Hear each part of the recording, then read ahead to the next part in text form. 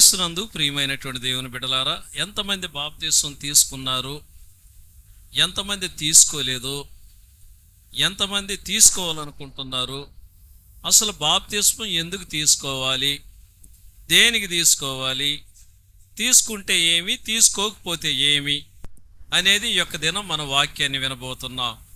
బాప్తీసానికి క్లాసులు తీయండి సార్ అన్నారు. సరే, ఇదే మీ క్లాసు, జాగ్రత్తగా వినండి. యేసు ప్రభువారు ఆయన మరణించి తిరిగి 3వ దినాలు లేచిన తర్వాత 40 రోజులు కనిపించాడు, అనేక మందికి కనిపించాడు. అప్పుడు కూడా అద్భుతాలు జరిగాయి. ఆయన ఎత్తబడే ముందుగా తన శిష్యులకు ఆయన ఇచ్చినటువంటి ఒక గొప్ప ఉన్నతమైనటువంటి ఆజ్ఞ ఏమన్నాడంటే ఆయన మరి మత్తయి సువార్త చివరి అధ్యాయమైనటువంటి 28వ అధ్యాయంలోకి వద్దాం. 28వ అధ్యాయంలో యేసు ప్రభువారు తన శిష్యులకు ఇచ్చినటువంటి ఒక గొప్ప ఆజ్ఞ ఏమనగా 28వ అధ్యాయంలో 18వ వచనాన్ని మనం చూద్దాం. 28వ అధ్యాయంలో 18, 19 వచనాలు చూసినట్లయితే యేసు ప్రభువారు అంటున్నటువంటి మాట ఏమనగా, పరలోకమందును భూమి మీదను, బాగా గమనించాలి, పరలోకమందును భూమి మీదను నాకు సర్వాధికారం ఇయ్యబడి ఉన్నది. కాబట్టి మీరు వెళ్ళి సమస్త జనులను శిష్యులనుగా చేయుడి. తండ్రి యొక్కయు కుమారుని యొక్కయు పరిశుద్ధాత్మ యొక్కయు నామములోనికి వారికి బాప్తిస్మమిచ్చుచు, గమనిస్తున్నారా? తండ్రి యొక్కయు కుమారుని యొక్కయు పరిశుద్ధాత్మ యొక్కయు నామములోనికి వారికి బాప్తిస్మమిచ్చుచు, నేను మీకు ఏ ఏ సంగతులను ఆజ్ఞాపించితునో వాటినన్నిటినీ గైకొనవలెనని వారికి బోధించుడి. ఇదిగో నేను యుగ సమాప్తి వరకు సదాకాలం మీతో కూడా ఉన్నానని వారితో చెప్పాను. ప్రియమైనటువంటి దేవుని బిడ్డలారా, ఇస్తున్నటువంటి ఒక గొప్ప ఉన్నతమైనటువంటి ఆజ్ఞ, పరలోకమందును భూమి మీదను నాకు సర్వాధికారం ఇయ్యబడి ఉన్నది. కనుక మీరు వెళ్ళి సమస్త జనులను శిష్యులనుగా చేయండి. తండ్రి యొక్క కుమారుని యొక్క పరిశుద్ధాత్మ యొక్క నామంలో బాప్తిస్మం ఇయ్యండి. వాళ్ళకి ఇచ్చి నేను మీకు ఏ ఏ సంగతులను ఆజ్ఞాపించానో వాటినన్నిటినీ వారు చెయ్యాలని వారికి చెప్పండి, బోధించండి అంటున్నాడు. పాయింట్ ఇప్పుడు అర్థమైందా మీకు? బాప్తిస్మం తీసుకోవాలి అని అనుకున్నటువంటి బిడ్డలు, తీసుకున్న బిడ్డలు, తీసుకోబోయే బిడ్డలు జాగ్రత్తగా వినండి. బాప్తిస్మం అనగా దేనికి తీసుకోవాలి, ఎందుకు తీసుకోవాలి అనేది మనం గనక చూసినట్లయితే ఇదే మత్తయి సువార్త 3వ అధ్యాయంలోకి వద్దాం. 3వ అధ్యాయంలోకి వచ్చి ఇక్కడికి వద్దాం, తర్వాత వద్దాం. 3వ అధ్యాయము మొదటి నుండి మనం చూసినట్లయితే ఇక్కడ బాప్తిస్మిచ్చు యోహాను ఏమన్నాడంటే, పరలోక రాజ్యం సమీపించి ఉన్నది, మారు మనసు పొందడని యోదయ అరణ్యంలో ప్రకటించుచుండెను అంటున్నాడు. యోదయ అరణ్యములో ఒక గొప్ప స్వరముతో ప్రకటిస్తున్నాడు, మారు మనసు పొందండి. ఎందుకంటే పరలోక రాజ్యం సమీపించుచున్నది.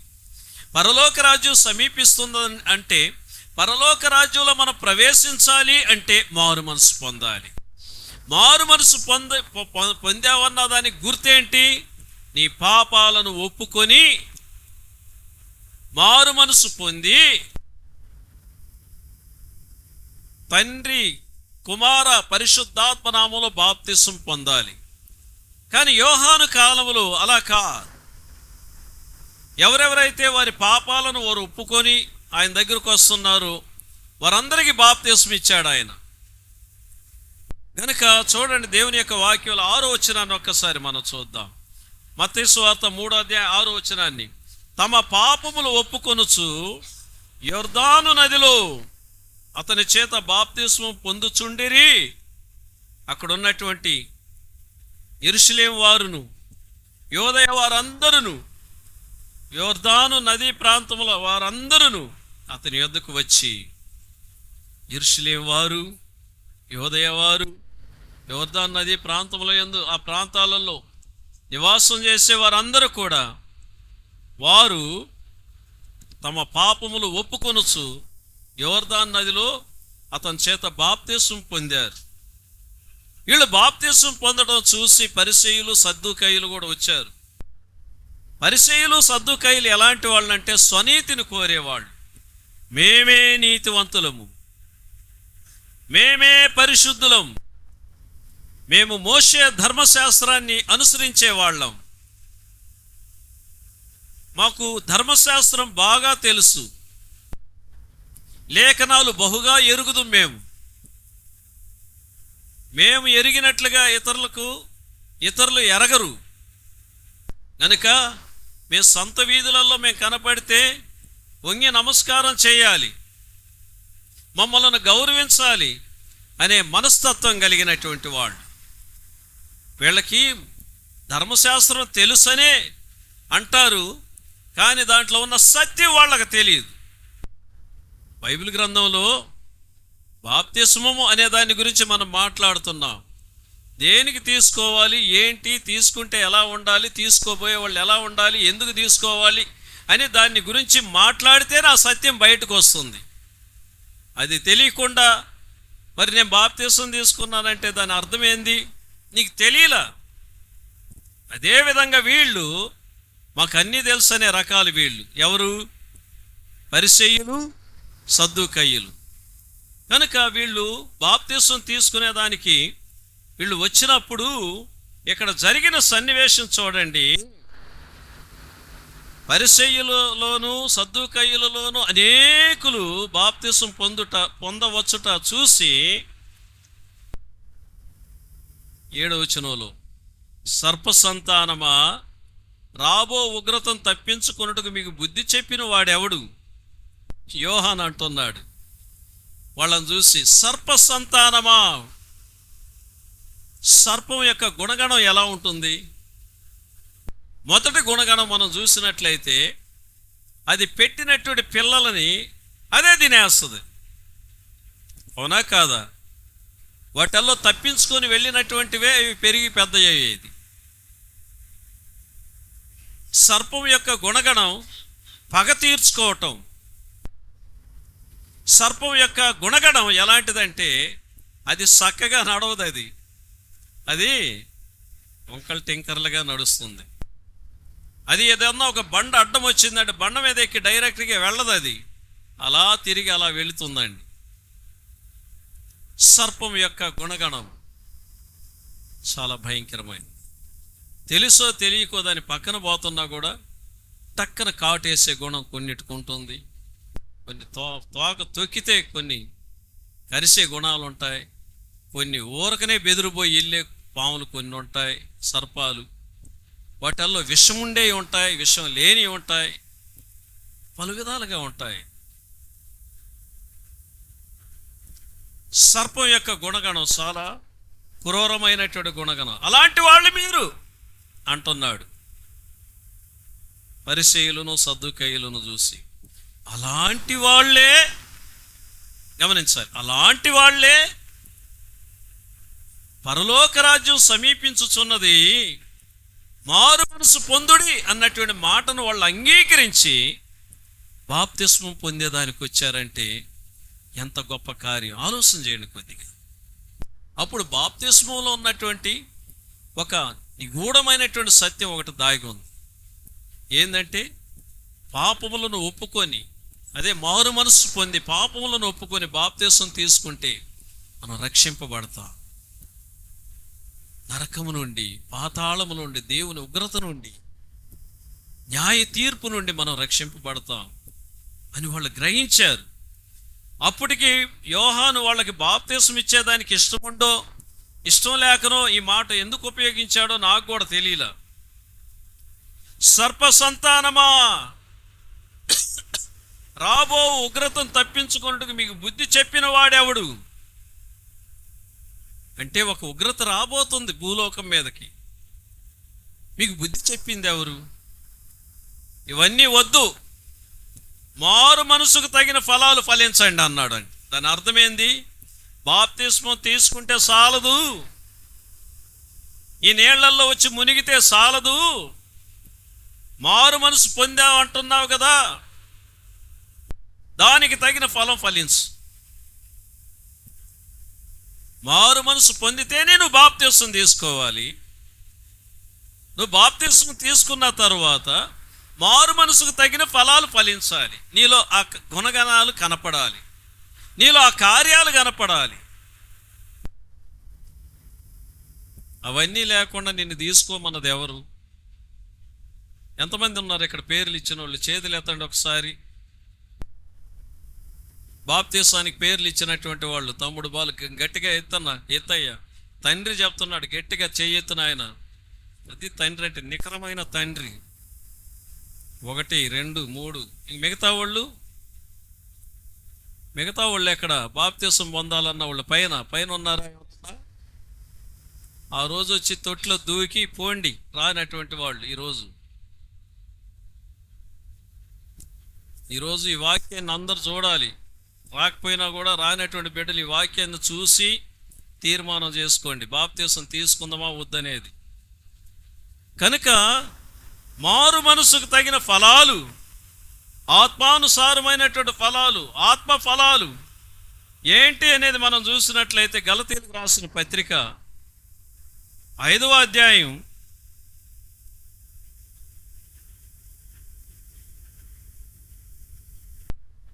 22వ వచనం. గలాతీయులు 5వ అధ్యాయం 22వ వచనం. ఆత్మ ఫలం ఏమనగా ప్రేమ, సంతోషము, సమాధానము, దీర్ఘశాంతము, దయాళత్వము, మంచితనము, విశ్వాసము, సాత్వికము, ఆశా నిగ్రహము.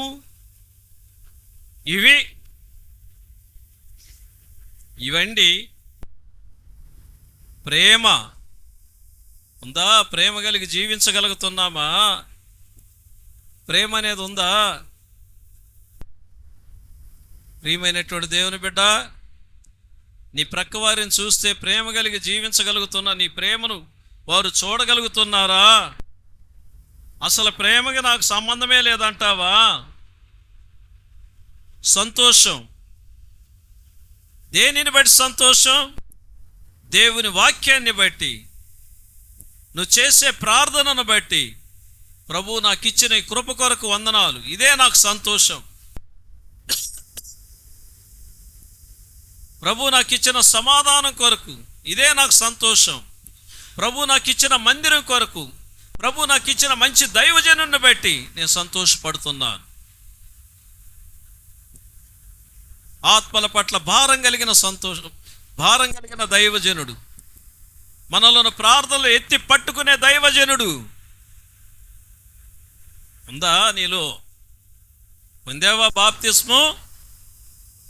పొందిన నీలో కనపడుతున్న ఈ ఫలాలు? సంతోషం. బాప్తిస్మం పొందుతాం, ప్రభు బల్ల తీసుకుంటాం, మొక్కలు మొట్టలు ఆడుతుంటాయి. ఇవన్నీ తెలియనప్పుడు నిన్నెవరు తీసుకోమన్నారు?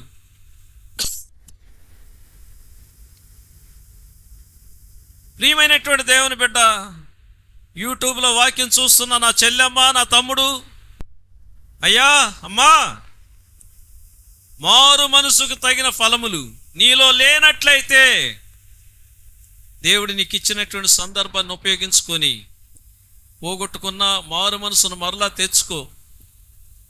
మారు మనసుకు తగిన ఫలాలు ఫలించడానికి ప్రయాసపడు. నిస్సంగంలో ఇతరులకు మున్మాదిరిగా కనపడు. మనుషుల కోసం బ్రతక్కు. నీ కొరకు కల్వారిగిరి శిలువలో ప్రాణమిచ్చిన యేసు నిన్ను బలవంతం చేస్తున్నాడు. మారు మనసుకు తగిన ఫలములు ఫలించమని వాక్యం ఒక్కడి నుంచి చెప్తున్నది. సమాధానం అందా? సమాధానం నీలో? ఎవరన్నా నిన్ను ఏదన్నా అంటే వాళ్ళతో సమాధాన పడగలుగుతున్నావా? ఉందా? నెమ్మది ఉందా నీకు? దీర్ఘశాంతం, ఇతరులను సహించం. దయాళత్వం, మన కళ్ళ ముందు కనపడుతూ బాధపడుతున్నటువంటి వారి ఎడల మనం సహాయం చేయగలిగే మనసుండి, చేయగలిగే శక్తి ఉండి కూడా దయ ఉండదు. దయాళత్వం. నీ ఇంటి ముందుకు ఒక భిక్షకుడు వచ్చినప్పుడు నీ ఇంట్లో ఎన్నో బట్టలు ఉంటాయి, వాడు ఒంటి మీద షర్ట్ ఉండదు, ఒక సొక్కా ఇస్తే. పేద విధవరాళ్ళు పేదవాళ్ళు అడుక్కునే దానికి వస్తారు, ఒక శారీ ఇస్తే. మంచి నీకు వివాహపు రోజులు వస్తాయి, వెడ్డింగ్ డేలు వస్తాయి, బర్త్డేలు వస్తాయి, నీ ఇష్టానుసారంగా నువ్వు ఎంజాయ్ చేస్తూ ఉంటావు, ఇంట్లో కోరిన తిండి చేసుకొని తింటూ. అనాథాశ్రమాలను జ్ఞాపకం చేసుకోండి, అనాథ బిడ్డల పట్ల దయ చూపించండి. వృద్ధాశ్రమంలో బిడ్డల చేత చెయ్యి విడవబడినటువంటి వృద్ధులు ఉన్నారు, అలాంటి వాళ్ళకు ఆ దినాన్ని ఒక మంచి ఆహారం పెట్టండి, దయ చూపించండి. దయాళత్వం, మంచితనం ఉందా నీలో? మంచితనం బాప్తిస్మం పొందినప్పుడు పొందవలసినటువంటి ఫలాలు ఇవి. పాష ఏదో విమర్శిస్తున్నాడు అనుకోకండి. ఉందా మంచితనం? ఎవరితో మంచిగా ఉంటున్నావు? ఎలాంటి వాళ్ళతో మంచిగా ఉంటున్నావు? ఎలాంటి వాళ్ళకు మంచి చేస్తున్నావు? నీ మంచితనం ఏంది? నీ మంచితనం ఏమనగా నీ ఎడల కీడు చేసినటువంటి వాళ్ళకి మేలు చెయ్యి. నీ గురించి ఏదేదేదేదో ఊదుతూ ఉంటారు, అలాంటి వాళ్ళని పిలిచి ఒక టీ, అలాంటి వాళ్ళని చూసి ప్రైజులాడని చెప్పు. అలాంటి వాళ్ళని చూసి అసహించుకోకు.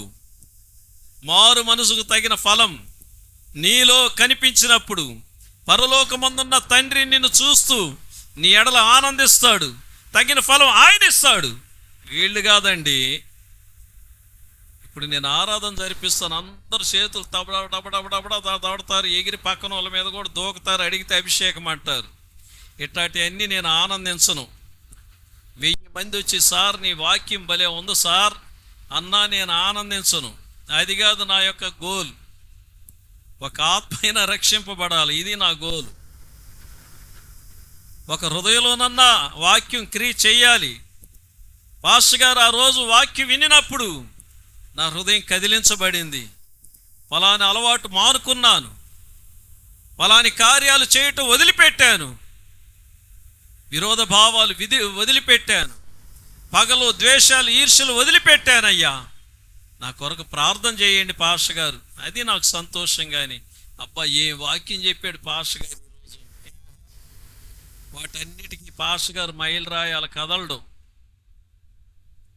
అది వేరే వాళ్ళు. అది మారు మనసుకు తగిన ఫలాలు మనలో కనిపించాలి. మంచితనం, మేము మంచితనంగానే ఉంటాం. మేము కూర్చున్న పక్కన ఉన్నటువంటి సహోదరుడు కూర్చోవాలని ఆశపడతాం.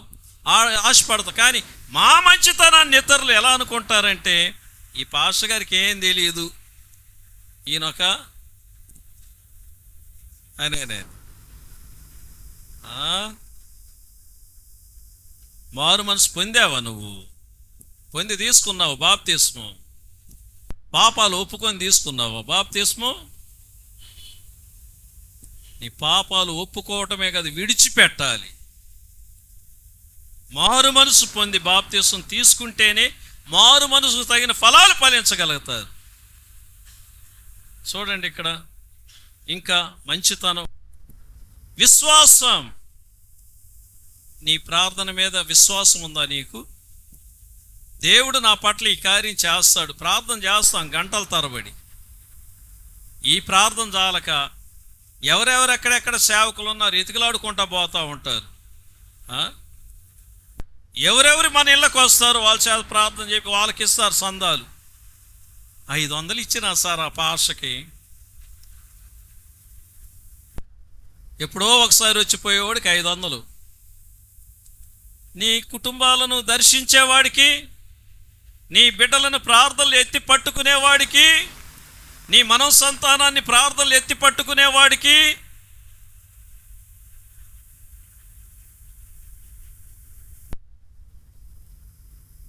నీ కుటుంబం కొరకు ప్రార్థన చేసే ప్రార్థన పట్ల, ఆ దైవజనుడి యొక్క ప్రార్థన పట్ల నీకు విశ్వాసం లేదు. అసలు ముందు నువ్వు దేవుని విశ్వసిస్తే కదా అని ఇక ఇవన్నీ ఎందుకు?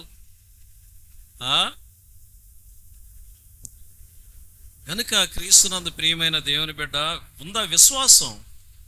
వింటున్న వాక్యం మీద నీకు విశ్వాసం ఉందా అని. నీ కొరకు, నీ కుటుంబం కొరకు ప్రలాపించి ప్రార్థన చేసే దైవజనుల కుటుంబం పట్ల నీకు విశ్వాసం ఉందా? ఆ ప్రార్థన పట్ల నీకు విశ్వాసం ఉందా? నువ్వు తీసుకున్న బాప్తిసం కరెక్టేనా? ఇప్పుడు నువ్వు లెక్క వేసుకో. ఇక నువ్వు మారు మనసు పొంది తీసుకొని ఉంటే ఇవన్నీ తెలుస్తాయి. నీ పాపాలు ఒప్పుకొని వదిలిపెడితే ఇవన్నీ అర్థమవుతాయి. ఏదీ లేకుండా పోయి మునిగినాను సార్ అంటే దానికి ఎవరేం చేస్తారు? దారిని పోయే బిడ్డకు తండ్రి ఎవరంటే ఏమని చెప్తాం? ఈరోజు ఈ వాక్యం వింటున్న మీరందరూ ధన్యులు. దీనికి మీరేమంటారు? ఈరోజు అర్థం కాకపోతే మళ్ళీ చెప్తాను. ఈరోజు ఈ వాక్యం వింటూ బాప్తిస్మంలో ఉన్నటువంటి మర్మాన్ని వింటున్నటువంటి మీరందరూ ఎవరు చెప్పాలి ఇప్పుడు? కరెక్టేనా? సందేహం లేదు కదా? సందేహం ఉన్న వాళ్ళు చేతులు ఎత్తండి. ఒక్కళ్ళు ఎత్తల, చాలా సంతోషం. సందేహం లేదు, అయ్యా కరెక్ట్ అయ్యా, మంచి వాక్యాన్ని వింటున్నామనే వాళ్ళు చేతులు ఎత్తండి చూద్దాం. చేతులు దించండి. మా రవణమ్మకి ఇంకా అర్థం కాల. అదే నేను చెప్పిన చాలాసార్లు, వినినట్టే ఉంటారు, వాళ్ళ ఆలోచనలు ఎక్కడో ఉంటాయి. ప్రియమైనటువంటి దేవుని బిడ్డలారా, విశ్వాసం ఎవరికి నువ్వు ఇచ్చేది? కానుకలు. నీ సంఘ కాపరికి తప్ప నీ సంఘ కాపరికి చెల్లించవలసిన నీ కానుక నువ్వెక్కడికి పోయి చెల్లించినా నువ్వు ఆశీర్వదించబడలేవు. గుర్తుపెట్టుకో ఈ మాట. యూట్యూబ్లో కూడా కొన్ని వేల మంది చూస్తుంటారు.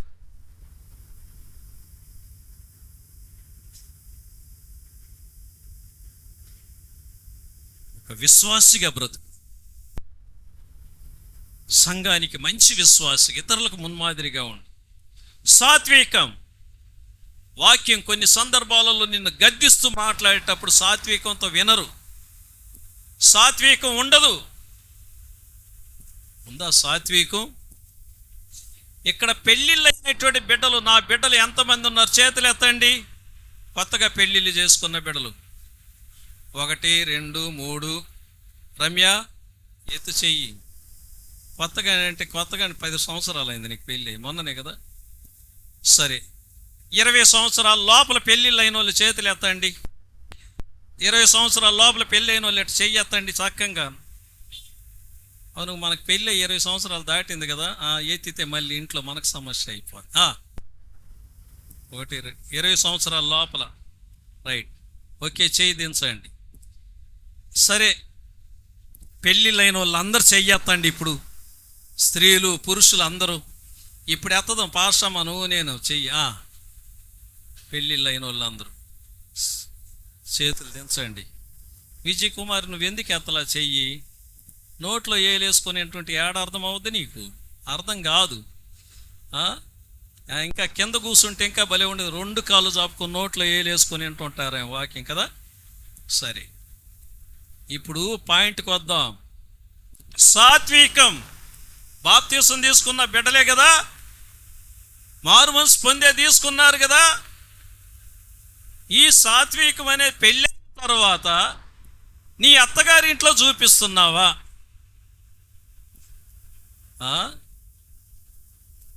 నీ అత్తగారి ఇంట్లో చూపిస్తున్నావా? అత్త ఏదన్నా అంటే ఒప్పుకుంటున్నావా? అత్త ఏదన్నా అంటే సరే అంటే అన్నది నా తల్లి లాంటిది అనుకునే వాళ్ళు ఎంతమంది ఉన్నారు ఇక్కడ? పోయి మంచం మీద ముడుక్కుంటారు. పోయి వాళ్ళ అమ్మోళ్ళు వచ్చారనుకోండి, కోడలోళ్ళ అమ్మోళ్ళు రాయమ్మ అని బెడ్రూమ్లోకి తీసుకెళ్తారు. అదే అత్తో మామో పోయారనుకోండి వాళ్ళ ఇంటికి, మామో ఆ వరండాలో మంచం ఉంది కానీ ఆడు పండుకో. నీ అయ్యి వస్తేమో నేరుగా నువ్వు నీ భర్త ఉండే రూమ్లే తీసుకుపోయి మంచిగా దిండ్లు దుప్పట్లు చక్కగా బరిసి కాలు దగ్గర ఇంకొక దిండేసి నాయన పండుకో, కంఫర్టబుల్గా ఉందా? 9 మాసాలు మోసి పెంచి పెద్ద చేసి ఆ బిడ్డను ఒక ప్రయోజకుడిని చేసి ఆ బిడ్డను నీ చేతిలో ఒక భర్తగా నీ చేతిలో పెడితే నీ భర్త తల్లిదండ్రులు వస్తే అంత తక్కువ, నీ అయ్య నీ అమ్మ వస్తే అంత ఎక్కువ. నీకు క్రైస్తవ బిడ్డవే నువ్వు. బాప్తీసం తీసుకున్న బిడ్డవే నువ్వు, మారు మనసు పొందిన బిడ్డవే నువ్వు, పాపాలు ఒప్పుకున్న బిడ్డవే నువ్వు. ఇట్ట ప్రసంగం చేస్తే దేవుడు నాకు నీళ్ళు ఇచ్చేది, ఇళ్ళకి పోయినా కూడా వందనాలు కూడా చెప్పరు. వందనాలు చెప్పలేదంటే ఎట్ట చెప్తారు వాళ్ళు? పాపం వాళ్ళకుండే గుండెల్లో మండతా ఉండే మంట, అగ్నిగుండంలో షడ్రాక్ మెషకులకి వాళ్ళని తగలబెట్టేదానికి కానీ మంట మండించినట్టు మండుతుంది. ఇంకేడ పార్షిక వందనాలు చెప్పి, వందనాలు చెప్పని వాళ్ళు మంచి నీళ్ళు ఇస్తారా అని?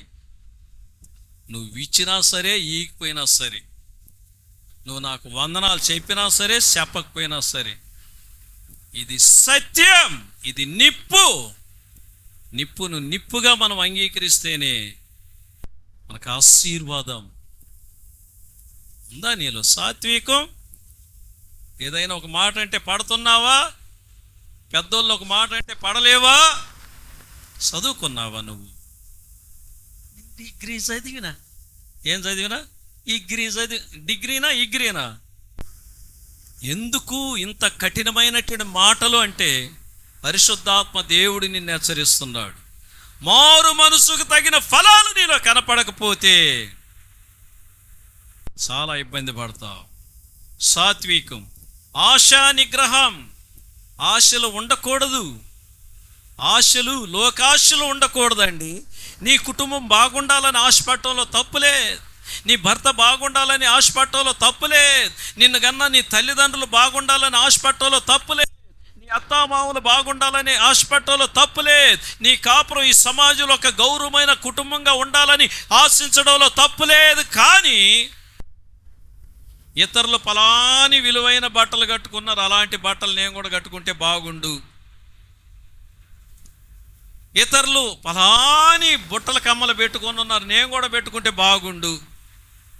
పలానా అతను ఇలాంటి వాచ్ పెట్టుకున్నాడు, అలాంటి వాచ్ నేను పెట్టుకుంటే బాగుండు అని ఇలాంటి ఇతరులను చూసి నువ్వు ఆశలు పెంచుకున్నావంటే నీ కొంప కొల్లేరైపోతుంది. నువ్వు నడి బజారుకు వస్తావు, చివరికి పత్తా ఉండవు. ఆశలు మనల్ని ఎంత హీనమైన స్థితికైనా తీసుకొస్తాయి. ఆశలు ఎంత హీనమైన స్థితికైనా తీసుకొస్తాయి. ఆశలు ఎంత భయంకరమైన స్థితికైనా దిగజారుస్తాయి. ఆశలను అదుపులో ఉంచుకోలేనటువంటి వాళ్ళు ఎలాంటి పాపం చేసేదానికైనా వెనకాడరు. ఆశలను కంట్రోల్ చేసుకోలేనటువంటి వాళ్ళు ఎలాంటి నీచమైన స్థితికైనా దిగజారుతారు. బాప్తిస్మం తీసుకున్నటువంటి బిడ్డ, తీసుకోబోయే బిడ్డ, జాగ్రత్త. ఇంతవరకు ఇవన్నీ లేవేమో, ఈరోజు కొద్దిగా ఆలోచించి నీ స్థితిని ఆలోచించి. బాప్తిసం తీసుకున్నా కూడా ఎలాంటి కార్యాలు మాలో లేవు. పాస్టర్ గారు, ప్రభువా నన్ను క్షమించు నాయన, ఇంతవరకు నేను తీసుకున్న బాప్తిసాన్ని అపవిత్రపరిచాను, నా రక్షణను పోగొట్టుకున్నాను, మారు మనసును పోగొట్టుకున్నానయ్యా, నన్ను మరలా నిలబెట్టు ప్రభువా, మారు మనసుకు తగిన ఫలము ఫలించుడి అని ఖచ్చితంగా చెప్తున్నాడు యోహాను వారికి. ఎవరికి? అక్కడ ఉన్నటువంటి పరిసయ్యులకు, సద్దూకయ్యులకు.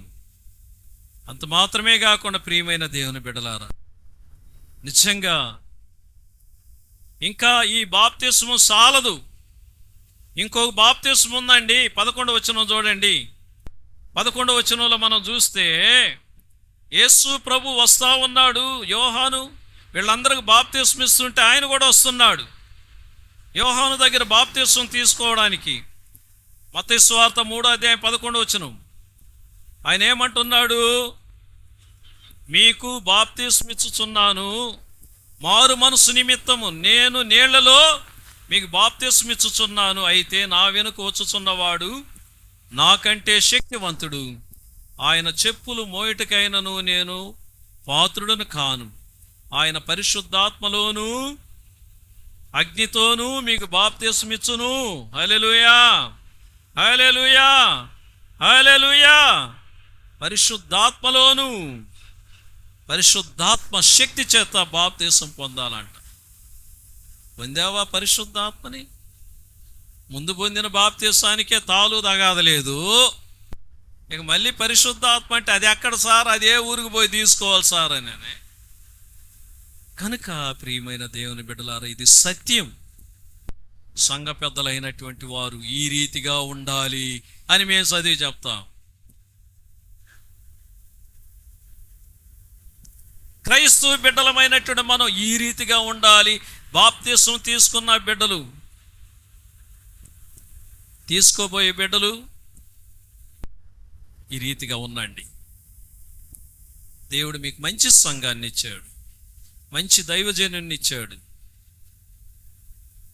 మిమ్మల్ని ఆత్మీయంగా ఎంకరేజ్ చేయడానికి, మీ కొరకు ప్రార్థన చేయడానికి. నా వంతు నేను చేస్తాను. కనుక ప్రియమైన దేవుని బిడ్డలారా, ఇప్పుడు వద్దాం ఇక్కడికి, మత్తయి సువార్త 28వ అధ్యాయంలోనికి. యేసు ప్రభు వారు ఎందుకన్నాడు ఈ మాట అనేది చూద్దాం. సమస్త జనులను శిష్యులనుగా చేయుడి,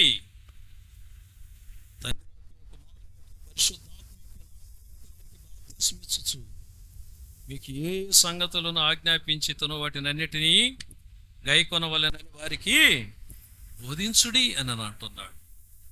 బాప్తిస్మం తీసుకున్నటువంటి బిడ్డలు, యేసు ప్రభు తన శిష్యులకి ఏమేమి ఆజ్ఞాపించాడో ఆ కార్యాలను మనం చేసే కావాలి. తన శిష్యులకి ఏమేం కార్యాలు బోధించాడు అనేది మనం కొన్ని విషయాలు కనుక మనం చూసినట్లయితే, మీకు 1-2 వచనాలు మాత్రమే చెప్తాను, సరేనా? అన్నీ చెప్పుకోవాలంటే మనకు సమయం ఉండదు. ఇప్పటికే సమయం చాలా వరకు దాటిపోయింది. చూద్దాం, 1-2 వచనాలే, 1-2 మాటలే చెప్తాను, ఎక్కువ చెప్పను. మత్తయి సువార్త 5వ అధ్యాయం 37వ వచనం చూడండి. మత్తయి సువిశేషం 5వ అధికారం 37వ వచనం. మీ మాట అవునంటే అవును, కాదంటే కాదని ఉండవలెను. వీటికి మించున్నది దుష్టుని నుండి పుట్టునది. నీ మాట అవునంటే అవును, కాదంటే తిరగేసి మరగేసి మాట్లాడేది, మసిబూసి మారేడుగాయలు చేసేది, మోసకరమైన మాటలు, అబద్ధాలు, వంచనతో కూడిన మాటలు, కుటిలమైన మాటలు, కొండెపు మాటలు నీ నోట రాకూడదు. నువ్వు తీర్పులోనికి వస్తావు. శిష్యులతో ప్రభు చెప్తున్న మాట, కొండ మీద ప్రసంగం అండి ఇది. నీ మాట అవునంటే అవును, కాదంటే కాదు. 34వ వచనం. నేను మీతో చెప్పినదేమనగా, ఎంత మాత్రం ఒట్టు పెట్టుకొనవద్దు, ఆకాశం తోడనవద్దు, ఆ తోడు ఈ తోడు అని అనొద్దు, నా బిడ్డల తోడు అనొద్దు, ఒట్లు పెట్టే పనులు చేయొద్దు. పరలోకమందున్న నీ తండ్రికి, నీ దేవునికి కుమారుడు కావాలంటే 43వ వచనం, 43, నీ పొరుగు అని ప్రేమించి నీ శత్రువుని ద్వేషించమని చెప్పబడిన మాట మీరు విన్నారు కదా. నేను మీతో చెప్పినదేమనగా, 44వ వచనం, నేను మీతో చెప్పినదేమనగా, మీరు పరలోకమందున్న మీ తండ్రికి కుమారులై ఉండునట్లు మీ శత్రువులను ప్రేమించుడి, మిమ్మల్ని హింసించు వారి కొరకు ప్రార్థన చేయుడి. శత్రువులను ప్రేమించమంటే దాని అర్థం ఏంటంటే, నేను ఎన్నోసార్లు చెప్పాను, వాళ్ళు నీకు తటస్థించినప్పుడు, ఏదైనా ఒక సహాయం కొరకు నీ దగ్గరకు వచ్చినప్పుడు ఖచ్చితంగా చేయండి. నీకు శక్తి ఉంటే, నీకు బలం ఉంటే. చేయలేని పక్షాన ప్రేమతో మాట్లాడి ప్రార్థన చేసి పంపించండి. ఈ 2 వదిలిపెట్టి శత్రువులను ప్రేమించమని వాక్యంలో ఉంది కదా అని చెప్పి అస్తమానం వాళ్ళ ఇంటికి పోయి కూర్చొనేది వస్తూ ఉంటే, అస్తమానం కనపడ్డ కాడల్లో గంటలు గంటలు వ్యవహారాలు చేస్తూ కూర్చున్నావంటే నీ కొంపకు నువ్వు నిప్పు పెట్టుకుంటావు. నువ్వు ఇది శిష్యునితో చెప్పినటువంటి మాటలు ఆయన. కనుక ప్రియమైనటువంటి దేవుని బిడ్డలారా, ఆయన చెప్పినటువంటి ఒక్కొక్క మాటలు మనం చూసుకుంటూ పోవాలంటే అది అయ్యే పని కాదు.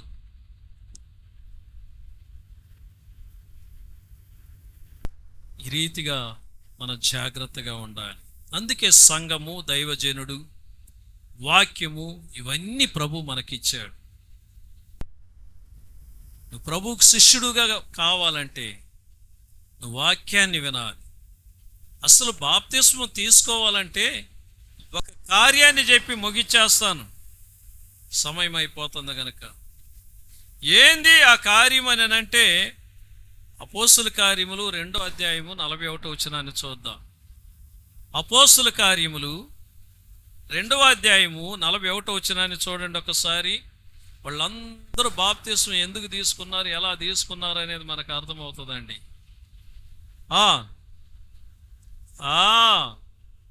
కాబట్టి అతని వాక్యము అంగీకరించిన వారు బాప్తిస్మం పొందిరి. తమిళ్లో ఎలా ఉందన్నమాట? సంతోషముగా అంగీకరించారు దేవుని యొక్క వాక్యాన్ని వారు. పేతురు ఆ స్థలంలో బోధిస్తున్నటువంటి వాక్యం, యేసు ప్రభు వారు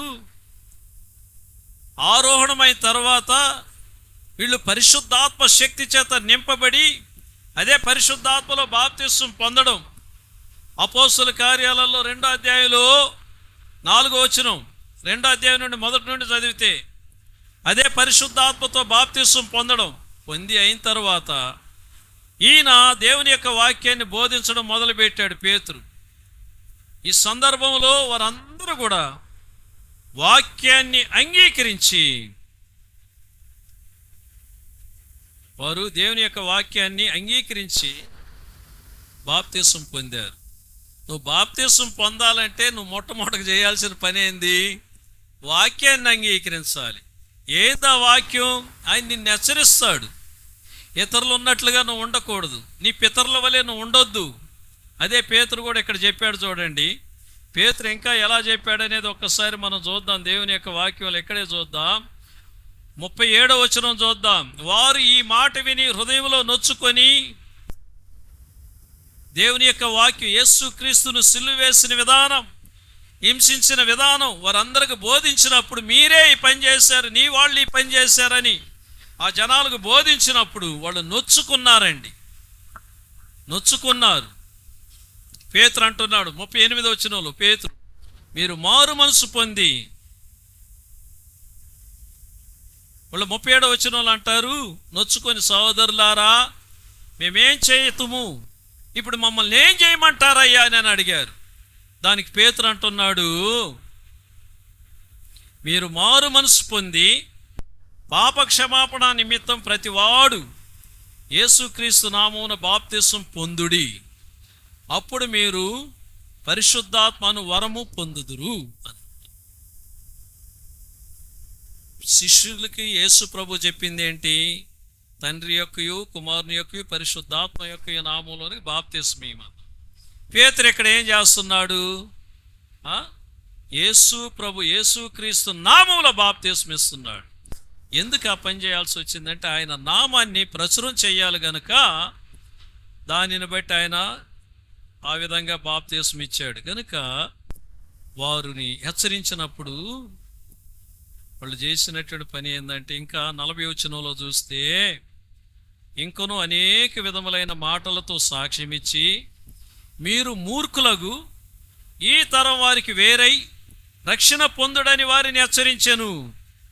ఈ మాట మనలో ఎవరినన్నగాని అంటే ఎవరినన్నా ఆ మాట అన్నటువంటి దైవజనుడిని పానిస్తామా అని ఆలయంలో నుండి బయటికి బానిస్తామా? ఈ తరం వారికి వేరై రక్షణ పొందమంటున్నాడు.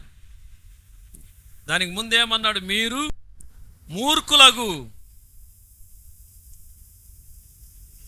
వంకరైనటువంటి వాళ్ళు, మీరు మూర్ఖులైనటువంటి ఈ తరం వారికి వేరై రక్షణ పొందండి. రక్షణ లేనటువంటి వాళ్ళతో చేతులు కలిపి, మారు మనసు లేనటువంటి వాళ్ళతో చేతులు కలిపి, వంకర మార్గాలలో బ్రతికే వాళ్ళతో చేతులు కలిపి, వంకర బోధలు చేసే వాళ్ళతో చేతులు కలిపి, వంకర ఆలోచనలు చెప్పే వాళ్ళతో చేతులు కలిపి బ్రతకొద్దు మీరు. వాళ్ళకి వేరైపోయింది అంటున్నాడు పేతురు. వేరై రక్షణ పొందండి, రక్షింపబడండి. రక్షణ అంటే ఈ పాపాలను ఒప్పుకోండి, వదిలిపెట్టండి, రక్షకుడైన యేసయ్య దగ్గరికి రండి.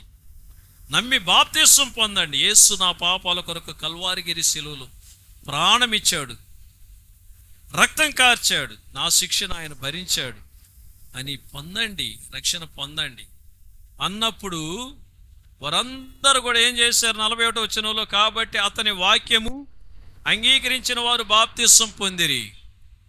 ఇప్పుడు ఒక ప్రశ్నకు వద్దాం.